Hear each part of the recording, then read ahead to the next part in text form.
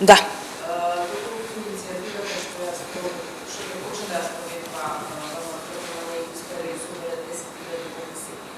Подписи.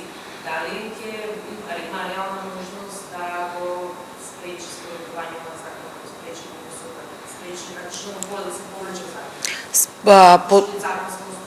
Така е. Собирањето на подписите треба да се истера како процедура до крај.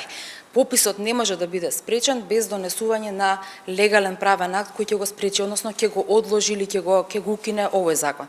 До овој момент и се додека трае и е во сила законот кој вчера беше изгласан, пописот ќе биде спроведен. Значи, за да се поништи овој закон, треба правен акт со кој се поништува законот за попис, за да може да се спречи одржувањето на пописот. Формално правно да, меѓутоа затоа реков целата процедура, само собирањето на подписи само по себе не значи ставање вон сила на овој закон.